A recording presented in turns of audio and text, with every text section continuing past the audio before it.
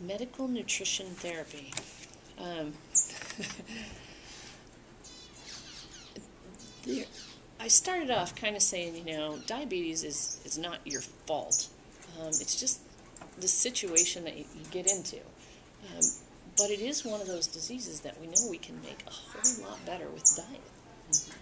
I can't go into all of the things that you need to know about diet here. You went to 2-week camp? 18 days. 18-day camp. And that probably is enough time to begin to understand. Yeah, but you can still fall back. Oh, yeah, absolutely, absolutely. The key to diabetes management, number one, really is to eat less calories than you take. Until you get down to normal weight, to eat less calories than you're using, to continue to lose weight if at all possible. It's hard. I know it's hard. If you can't get to that point, then the next best thing, at least, is to increase your exercise. Even if you're going to increase what you're eating and still match and not lose weight or anything else, is to increase exercise. Exercise alone helps protect the body from a lot of diseases. It keeps the blood flowing better. People have their heart function works better. Their brain tends to process sugar better, and that's the only pretty much brain food is sugar. It doesn't use fats or other things,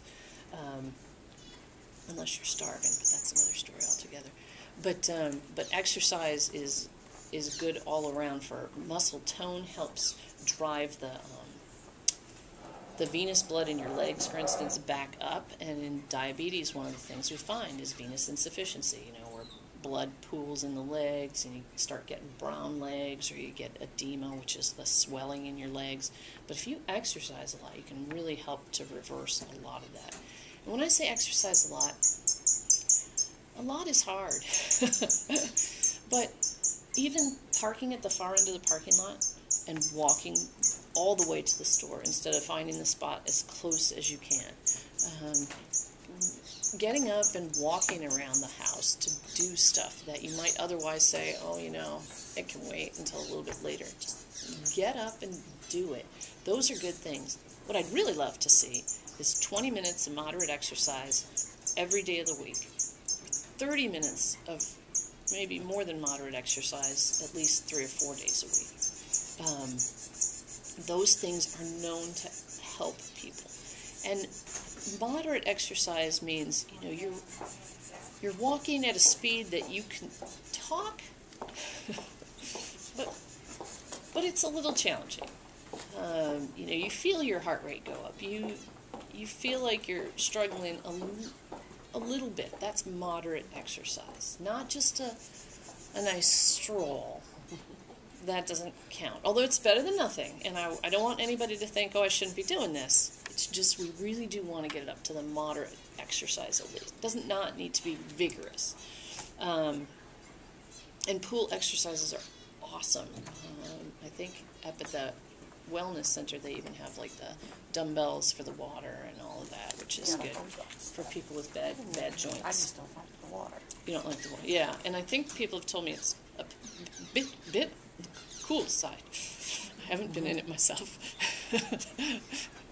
Maybe in the summer. So we can't talk about all of nutrition, but two of the main things. One, stay away from concentrated sweets. You just got to stay away from concentrated sweets. A lot of people will say, stay away from artificial sweeteners too. Artificial sweeteners tend to make you crave sweets. And there are some studies that show that that's probably true. So the idea is really, if you can do it, to learn not to like sweets so much. I think it's already too late. Find other alternatives. Sure, and it can be really hard, but that's what, in the perfect world, that's what we'd like to see. And then the next thing is stay away from processed carbohydrates.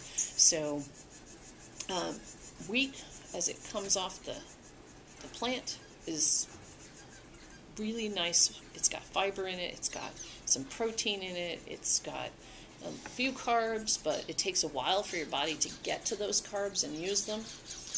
White flour, on the other hand, is all the good parts taken away, all the protein and the fiber removed, and just carbs. And it's not what the human body was designed to eat, and it's not good for it. So moving back toward more whole wheat products, grains that have not been through the mill, maybe through the mill, yes, but not completely destroyed, is the best thing to do. And many of you can find products that you'll like.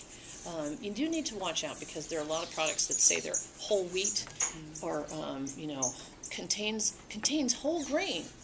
Well, yeah, it contains a whole grain in that whole big container. You have to actually look at the label, the nutrition label, because on the front, the FDA doesn't argue with them too much about what they put on the front until the claims become blatantly false. So if they say contains whole grain, and they do, they're not going to fight about it. But that nutrition label saying how much fiber is in there and how much, whole grain is in there, you have to look at it. You just have to look at it. The key is to always try to use things as close to the source as possible. So an apple, just like it is awesome. An apple in applesauce, even if it's 100% natural applesauce, so there's no sugar or anything added, is not as good. It releases carbs much faster than an apple would. And then apple juice, we were talking about juices, is like just a shot of pure sugar. There's no nutritional value in it. There's no nutritional value in it. And it's just sugar. So just kind of watch what you're choosing to eat.